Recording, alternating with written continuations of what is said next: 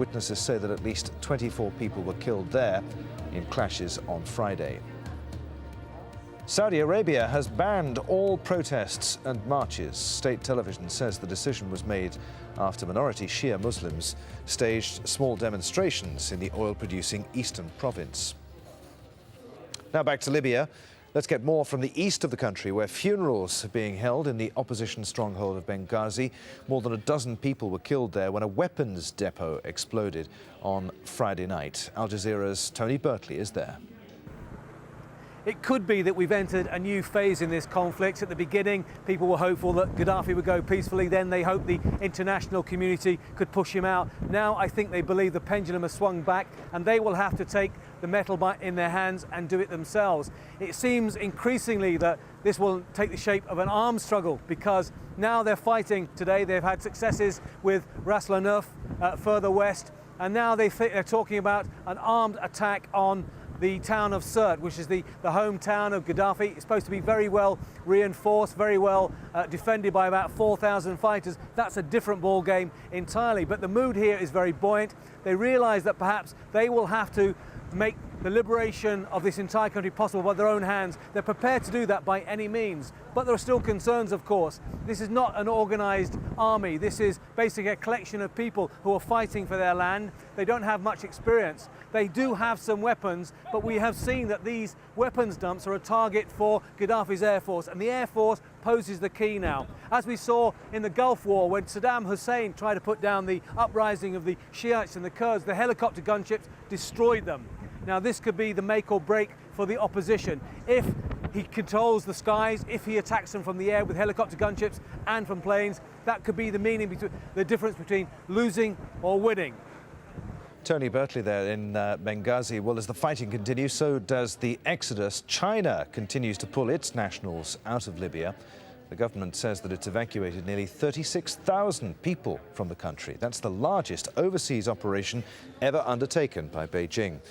It's even taken the unprecedented step of sending a Navy missile frigate to the Libyan coast. Well, other foreign nationals have been fleeing across the border, many of them into Tunisia. Al Jazeera's Mohammed Val sent this update from the Ras Ajdir crossing, which is on the Libya-Tunisia border. Some of them have been saying that the situation is calm along the road that they have been driving through to come to this crossing, while some Africans, particularly Ghanaians, have been telling us about harassment along the road. They said that their phones were taken from them, some of their property was stripped off from them, and that they were harassed along the road. But the story that we have been told by Egyptians is different. They said everything is calm. I was even asking a man who had some wounds on his face, and I was trying to get him to explain to me why he has some wounds on his face and why he was saying at the same time that nothing happened to them. And we can't understand that. Was it because they were afraid of the Libyans if they say anything bad against them? We don't understand. But the problem now, the main issue that is unsolved until now here is the problem of the Bangladeshis. About 2 or 3 kilometers from here, we have about 4,000 of them still stranded, unable to find any transport outside the country, and they have been complaining of bad living conditions. Well, as Mohammed was reporting there, thousands of Bangladeshis remain trapped, unable to get out of Libya. Their government has been criticised for being too slow to take action. Walia Rahman is a former Bangladeshi Foreign Affairs Secretary. He told my colleague Darren Jordan that the government is doing its best to get its people out. Out of 8 million Bangladeshis working abroad, about a little over 50,000 more or less Bangladeshis work in Libya. And they were very happily working all these days until this revolution broke out. Now, many of them have gone to Tunisia, majority of them, and the rest of them have gone to Egypt. And Tunisia and Egypt taken together would be about 4,000 to 5,000. And many more are coming to the border. And the government of Bangladesh is giving all support, all possible support, in lifting them from those two countries.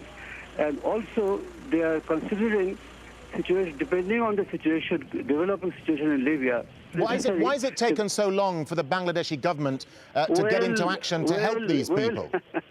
Well, I tell you, because we thought that situation will calm down, but then as soon as we realized that no, it is not going to calm down soon, or anytime soon, then the government of Sheikh Hasina has been trying its level best to get them out as soon as possible and give them all kinds of support.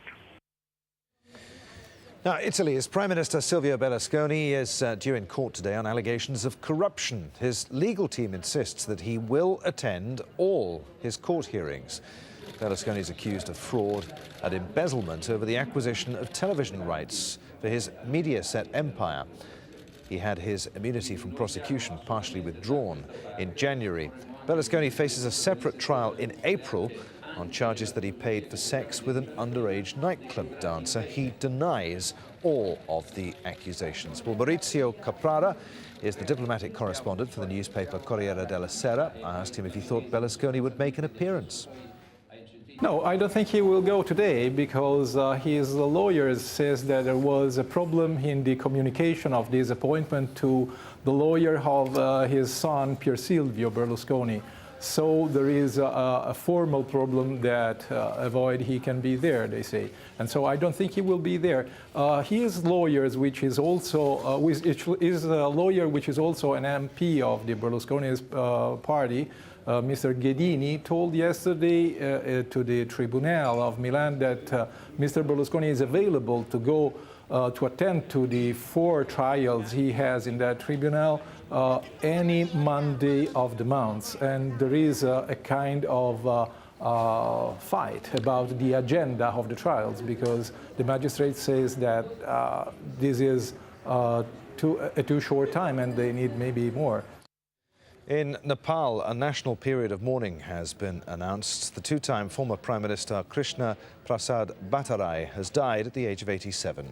He led a popular movement to restore multi-party democracy twice in the country in the 1990s. His cremation will be on Sunday. In India's financial capital, Mumbai, thousands of people have lost their homes after a fire engulfed the Garib Nagar slum near Bandra railway station. That's home to around 10,000 people, including Rubina Ali, who appeared in the Oscar-winning film Slumdog Millionaire. In Peru, 3 young sisters have been buried by a landslide. A torrent of rock and mud swept away their home. Heavy rain triggered the disaster in the northern town of Moyobambo. 3 other people died, several others are still missing. And in Bolivia, people made homeless by mudslides last week remain in makeshift accommodation. The worst natural disaster to affect the capital, La Paz, killed at least 50 people. Thousands were forced to flee as buildings collapsed across 7 districts. Now, in California, a protest by the right-wing Tea Party movement has provoked an outcry from the Muslim community. A speaker at the fundraising event outraged conservatives. Their reaction frightened and appalled people at the charity event. Rob Reynolds has the story from Yorba Linda in California's Orange County. Anti-Muslim protesters hurl insults and abuse at people attending an Islamic charity fundraiser in Yorba Linda, California. The February 13th incident is seen by area Muslims as